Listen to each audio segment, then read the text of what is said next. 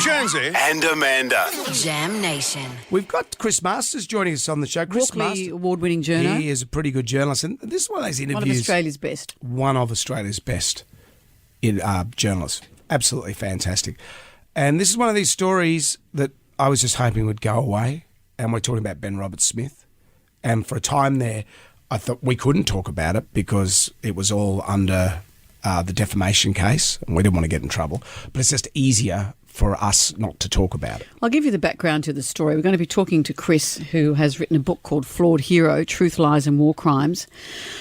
This was a defamation case that was brought by Ben Roberts-Smith because a couple of journalists, Chris Masters, Nick McKenzie, and a third journo as well, whose name escapes me right now. Oh, here he is. Let's name them all because they're heroes, I think, is David Rowe.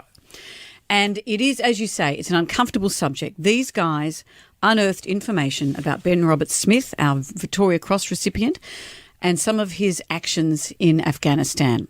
And those actions included war crimes, killing unarmed civilians, ordering subordinates to execute prisoners, planting weapons on dead bodies to fake combat deaths.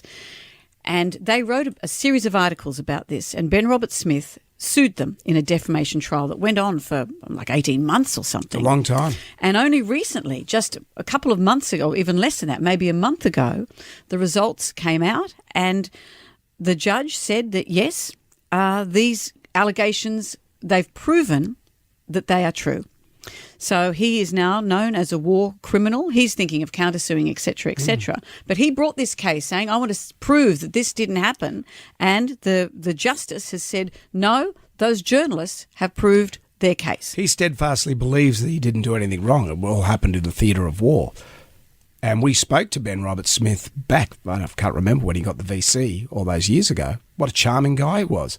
And for men in particular, and I think my wife and I having this chat, we're over in Berlin, and you get like a real, over in Germany, you just, everything makes sense because you see a country that was ravaged by war and then communism and everything that we have here, but you just appreciate how lucky we are. And we were just talking, and Helen had a few wines, and she was saying, well, why don't they just leave it alone? Why don't they just leave it alone? And I said, I wish we could just leave it alone.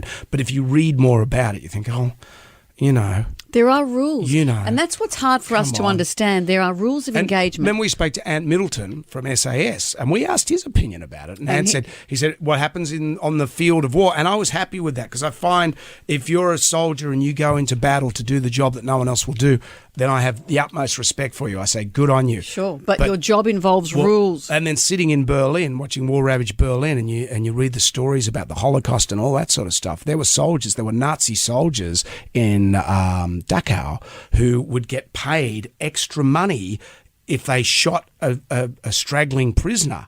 And this prisoner's in starvation, starving to death. But these Nazi soldiers would get extra money from the Nazis because they thought the prisoner was escaping. The prisoner's an 80-year-old woman that hasn't been fed.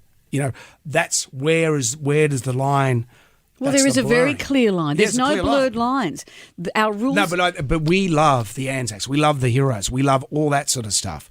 And when you saw, and Ben Roberts-Smith, just meet him, he's like a superhero. He's 7 foot tall. You know, and he was a very articulate, charming guy. And some of his other co-soldiers, if that's the word, spoke out against him and said, this is what I saw and it made me uncomfortable. So we like to think that, you're right, that our soldiers go and whatever happens, happens.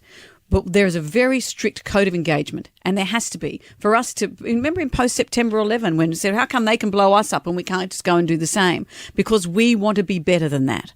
And we have a very strong rules of what our engagement is. You cannot kill unarmed civilians. There's special names for a civilian that has been captured, that is shown to not be an insurgent, etc., etc. There are checklists. And the other soldiers knew it. Yep. They knew it. They behaved. They knew what their job was. Yep.